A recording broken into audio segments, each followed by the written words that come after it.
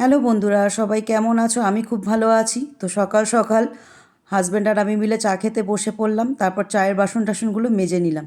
শরীরটা কালকে থেকেই খুবই খারাপ, কিছুই ভালো লাগছে না, খুবই মাথা যন্ত্রণা করছে। কিন্তু কি করব, অন্য সময় মা থাকে, মা বলতে আমার শাশুড়ি, উনি নেই বাড়িতে, উনি কলকাতায় আছে, গড়িয়াতে আমার শ্বশুর থাকেন। তো ওখানে আছে, মা থাকলে হয়তো রান্না বান্না করতো।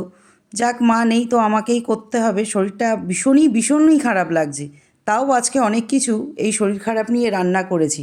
আর আমার প্রিয় খাবার হচ্ছে পুঁইশাক চচ্চড়ি।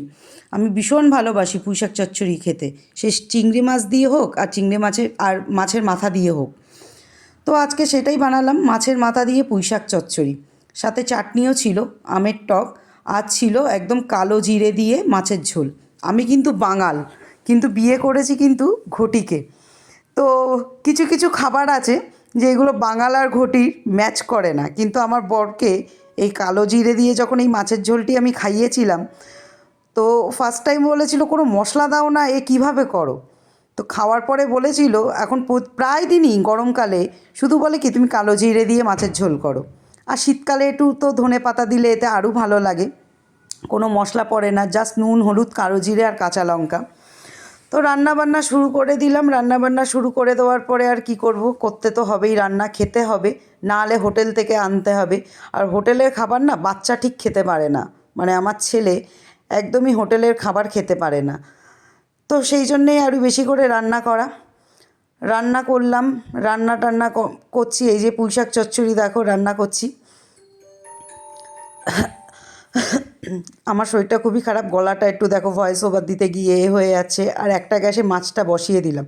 আমার ছেলের মাছ ভাজা হলে আর কিছুই লাগে না, কিন্তু ও পুঁইশাক চচ্চড়িটা খায়, ও খেতে ভালোবাসে। তো এই যে কালো জিরে দিয়ে মাছের ঝোল করলাম, কিন্তু এত কিছু রান্না করলাম আমি নিজে কিচ্ছু খেতে পারলাম না। শরীরটা এত খারাপ লাগছে, যা স্নান করে ফ্রেশ হয়ে আমি শুয়ে পড়েছি। পরে হয়তো খাবো, খিদে যদি লাগে খাবো। কিচ্ছু মুখে ভালো লাগছে না, কিছু খেতে ইচ্ছা করছে না, গরমটাও হুট করে পড়েছে, একদম কিছুই ভালো লাগছে না।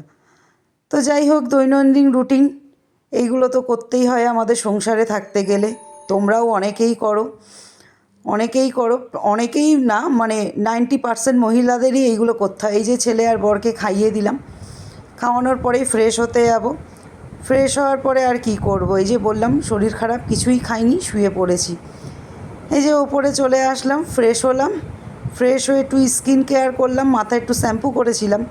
তো শ্যাম্পু করার পরে স্কিন কেয়ার করে শুয়ে পড়েছি। তো আজকের ভিডিওটা কেমন লাগলো অতি অবশ্যই বলো। আর সবাই খুব খুব খুব ভালো থেকো। আর প্লিজ একটা লাইক আর একটা কমেন্ট করে দিও।